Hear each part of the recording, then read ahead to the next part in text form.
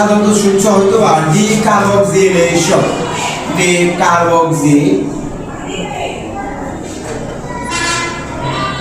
Decarboxylation এটার সাথে আরেকটা জিনিস আমাদের অ্যাড করতে হয়, সেটা হলো সোডালাইন বলতে বোঝায় যে সোডিয়াম হাইড্রোক্সাইড আর হলো ক্যালসিয়াম অক্সাইড এর মিশ্রণ। এই মিশ্রণকে সোডালাইন বলে। ডিকার্বক্সিলেশন অর্থ হলো কার্বন কমে যাওয়া। ডি মানে কমে যাওয়া, যে কার্বন কমে যাওয়া। এখন তোমাকে বোঝানোর জন্য আমি বলি যে আমি ডিকার্বক্সিলেশন প্রক্রিয়ায় সোডালাইনের উপস্থিতি বিক্রিয়াটা করতে হবে, অর্থাৎ আমি যে কয় কার্বন বিশিষ্ট যৌগ নিব তার চেয়ে এক কার্বন কম বিশিষ্ট যৌগ উৎপন্ন হবে, মানে অ্যালকেন উৎপন্ন হবে। সেটা কিরকম হতে পারে?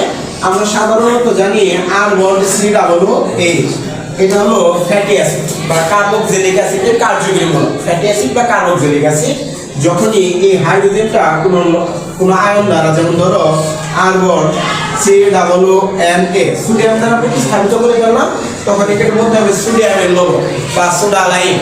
এখন এই ডিকার্বক্সিলেশন প্রক্রিয়াটা হয় কি, আমি যে কয় কার্বন বিশিষ্ট যৌগ নিব তার চেয়ে এক কার্বন কম বিশিষ্ট যৌগ উৎপন্ন হয়। সেটা এরকম হতে পারে, ধর আমি নিলাম প্রোপাইন বিউটানল, তাহলে আমি ধরো নিলাম CH3 CH2 COONA, এর সাথে আমি কার্বনটা দেবো সোডিয়াম হাইড্রোক্সাইড, আর এই জায়গায় কি থাকবে আমাদের ক্যালসিয়াম অক্সাইড। এটাকে বলা হয় সোডালাইন।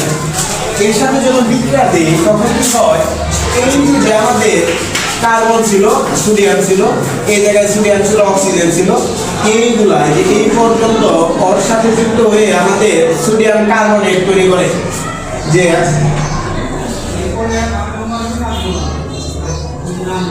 এই পর্যন্ত যুক্ত হয়ে আমাদের তৈরি করে Na2CO3 সোডিয়াম কার্বনেট প্লাস এই একটা হাইড্রোজেন, এই হাইড্রোজেনের কার্বনের সাথে যুক্ত হয় তখন তৈরি হয় CH3 বন্ড CH3। এই যৌগটার নাম হলো ইথেন। দেখো আমি 3 কার্বন বিশিষ্ট একটা যৌগ নিছিলাম, 1 কার্বন 2 কার্বন 3 কার্বন বিশিষ্ট যৌগ নিছিলাম, আমাদের তৈরি হয়েছে কয় কার্বন বিশিষ্ট যৌগ?